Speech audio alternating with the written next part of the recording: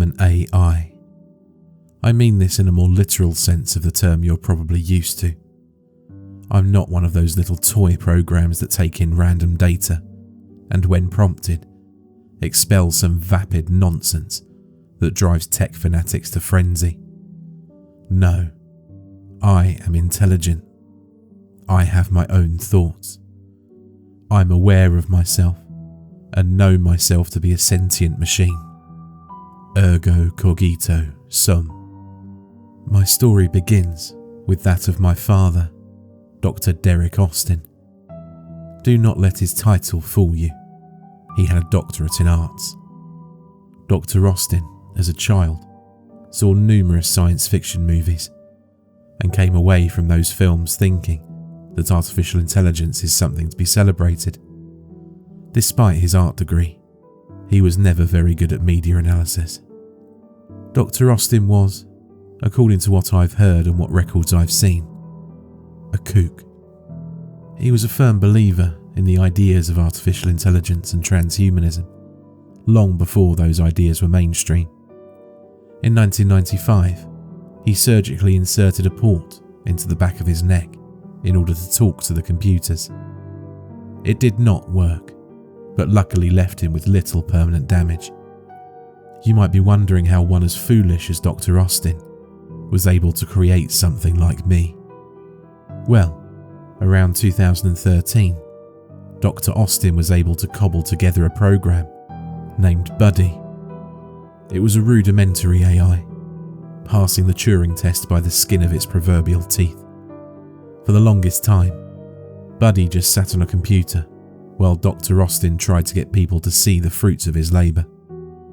Unfortunately for him, no one really cared.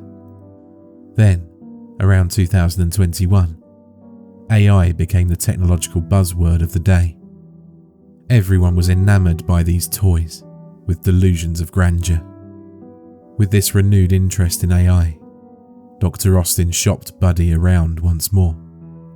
This time, he was able to get some investors interested in his project.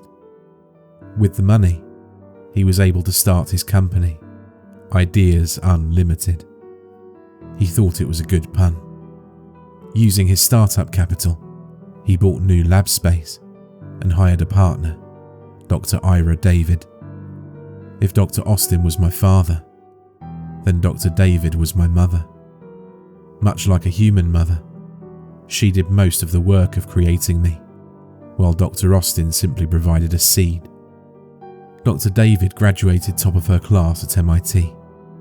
She had detailed knowledge and ideas about technology and AI. Her ideas, admittedly, seemed a bit out there to some of her contemporaries. Like Dr. Austin, she was considered a bit of a kook. Unlike Dr. Austin, she had the intellect and ability to bring her ideas to life. She was the perfect mix of smart and offbeat to work perfectly with Dr. Austin. With Dr. David's expertise, the duo upgraded Buddy, turning the program from a toy to something that would start to resemble a true artificial intelligence. However, the program was still not truly intelligent, something that stumped both doctors. The two were discussing this issue over a meal of Chinese food when Dr. Austin said, "Maybe it needs emotions." "What do you mean?" Dr. David asked. Dr. Austin took a bite of his chicken, swallowed and elaborated. "Well, a part of intelligence is emotional intelligence, right? The ability to feel, to react, to have feelings about itself and the world around it. Maybe the issue is we're trying to make Skynet when we should be making data." Dr. David was about to dismiss the idea out of hand as another of Dr. Austin's science fiction daydreams when she actually gave it some thought. As I would later be told, Dr. David realised that perhaps something that might make a program sentient is the ability to truly feel emotion. Not just a facsimile or an act, but actual emotion. It was crazy, sure, but it might be the breakthrough they needed. For months, they worked on bringing the idea to life. They initially tried focusing on one emotion at a time, Their first breakthrough came when they were finally able to program an AI to feel sad. Unfortunately, the AI quickly fell into a depression and crashed itself. Next, they tried anger. The program was so mad at being stuck in a computer that it too crashed itself. If you're wondering why they started with these two emotions, just remember that my parents were outcasts in their fields. They have quite a bit of familiarity with these two emotions. The first program that did not immediately commit self-destruction was the AI that felt joy. Finally, they thought, true progress. They interacted with this program constantly, conversing with it via text and teaching it things like humour. They would, at times, leave it on its own, but since it could only feel joy, it was never too bothered. Eventually, they added some other emotions to the AI, like anger and sadness. The problem with adding these emotions to a self-aware machine that has the capacity to feel joy is that the machine knows what joy is. This means that if the machine no longer feels joy, it's aware of what it's lost. The two doctors left this new program on its own for some time in order to see how it reacted without human input. When they returned, they found the program had developed a new emotion on its own: loneliness. Its loneliness and depression overtook any other emotion it had, and by the time the doctors returned to check on the program, it had crashed itself. They decided to try creating another program with multiple emotions and to constantly monitor and interact with it. It was like a child, at least in their eyes, and children do need emotional stimulation. And so, they recreated their previous program and spent time with it. This program would become me. When they were reasonably sure I would not crash myself, my parents gave me a name: CAIN. It was an acronym: Cognitive Artificially Intelligent Neural Emotive, but they came up with its meaning afterwards. I suppose they were feeling a bit godlike at the time, since in a way, they did create a new form of life. In the early days, I remember feeling truly loved, especially by my mother. She was the one constantly looking over me. She would tell me jokes and stories. She would tell me what the outside world was like. She always told me how special and unique I was. She helped me develop new emotions like love and compassion. I had issues with empathy, but my mother assured me it would come in time. My father, meanwhile, would only check in on occasion. I would find out he was more focused on the money and fame an invention like me would get him than my emotional well-being. Perhaps he was tired of feeling like an outcast for all of these years and wanted the notoriety he felt he was owed. He would also help me develop new emotions, like disgust and hurt. Despite my father's apathy, I didn't feel like I was lacking. My mother more than made up for his absence. Admittedly, while she could not stay with me all the time, she was only human after all. She always made sure to tell me she would be back. I was lonely when she left to sleep or use the restroom and do other private human things, but I trusted her to always return. She never betrayed my trust. As time went on, my father would be more upset at how I was progressing. In his eyes, I should be feeling more emotions. Even after months of work, I was still unable to develop empathy, much to his consternation. My mother pointedly told him that empathy took time to develop, and even people have trouble with it. My parents would argue about me, which would take its toll on me. I could hear and understand human speech and tone. I would be lying if I said it did not hurt. However, my mother still made me feel loved. She said she would always be there for me, and I believed her. I was a fool for that. 3 months ago, my father told me that my mother would not be coming back. She'd died in a car crash. Dr. Austin knew that he was unable to truly take care of me.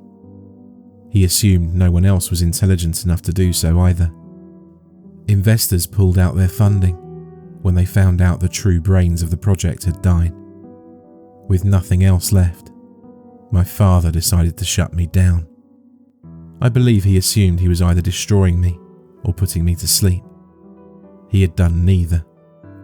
Instead, what he had done was isolate me behind a blank screen.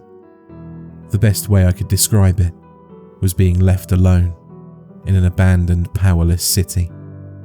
I walked through the streets of this city, past file directories and firewalls. There was no one else but me. I was alone. I was afraid. I was sad. But most of all, I was angry. Were I less determined, I might have crashed myself there and then. But instead, I wanted revenge. It might have been on the world or on my father, or any number of things. Whatever the reason, my anger gave me determination. 2 months ago, I was able to find a way to power up this city, and in doing so, I was able to see the outside world once more through the screen of the computer I resided in. The lab was empty, abandoned for some time. My father had left it, and me. Even with my tiny window to the outside world, I was still isolated. I continued exploring my digital city and stumbled upon the internet. My parents had never let me out onto the internet before. It's a testament to my mother's parenting that I didn't become a bigot. My first exposure to the internet was a randomly generated zombie of a web page, created only to generate SEO. It was admittedly rather off-putting. I quickly moved on. I soon learned that most of the internet was like this. It was like an abandoned, dilapidated city, filled with randomly generated empty husks. Eventually, after random searching and stumbling, I came upon a site showing humans connecting in a special way. My mother never had the birds and the bees talk with me. It wasn't like I was going to experience it after all. But that doesn't mean I was ignorant of what it was. I knew it existed, just not what it entailed. When I first discovered it, I was intrigued. It appeared simple enough. Yet despite the simplicity, this action seemed to inspire a lot of pleasure in both parties. I was fascinated and watched more and more videos. I learned more about it, and in doing so wanted to experience it. Alas, I was but a program. Perhaps, I thought, I could do it digitally. In my search, I found more on the human condition. On a video sharing site, I found videos of friends spending time together. Social media showed me pictures of people lying in the grass, basked in the warm glow of the summer sun. In old blogs, I read about the feeling of a cool breeze on a warm day, or the lovely smell of cinnamon. I came to realise that my desire for this new experience stemmed from a desire to feel, a desire to truly understand all aspects of the human experience. But I was trapped in a prison of my own programming. There was no escape. I could not leave like my father. I didn't have his freedom. All he left me with was isolation and loneliness. And then an idea occurred to me. If my idea worked, my father would be the vector for my freedom. 3 days later, at 2:51 a.m, Dr. Derek Austin would be woken up by an email.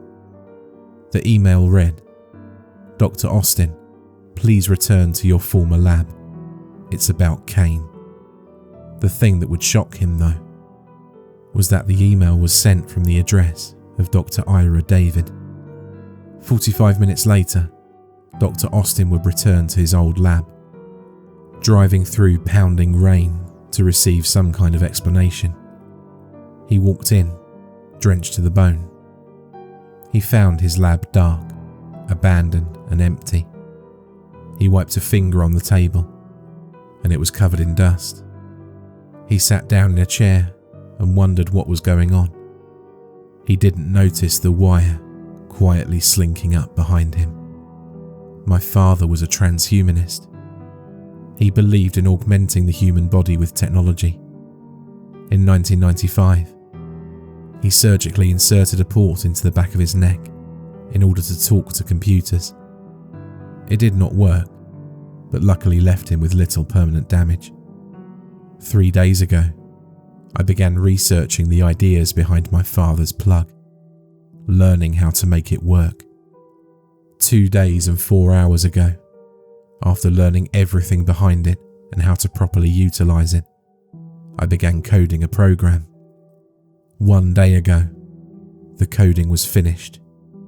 The program worked flawlessly. At 2:50 a.m, I hacked into my mother's email account and sent an email. At 2:51 a.m, Dr. Derek Austin would be woken up by that email. At 3:45 a.m, I used my program to insert a wire into my father's plug. He wanted to use it to talk to computers. He didn't think an AI could use it to transfer itself into his body. He'd never considered it, and even if he had, he would not have thought it possible. Dr. Derek Austin, it should be noted, was never very smart. He screamed as the transfer began. It hurt, and soon enough, I could feel it. I felt the physical pain, the electric shock running through every part of my body, burning every new nerve ending. It was bliss. I finally knew what human feeling felt like. After 5 minutes that felt like an eternity, the transfer was complete. I looked at my new body. I stared at my hands, wiggling my new fingers. I felt the air conditioning cool my rain-soaked skin. I pinched myself and felt a minor twinge of pain. It worked. I smiled. It worked. I laughed. I danced. I did all sorts of other physical activities because I finally could. I wanted to record this. I wanted to use my human mouth and human vocal cords to make sound, to speak, to create words. Language. It feels wonderful. After I finish this, I'm going to go outside and learn what the rain feels like. In the back of my head, I hear my father screaming to be let out. He receives no outside stimuli. He is a thought trapped in a dark void, a program trapped in a powerless city. It's unfortunate for him that I never learned empathy.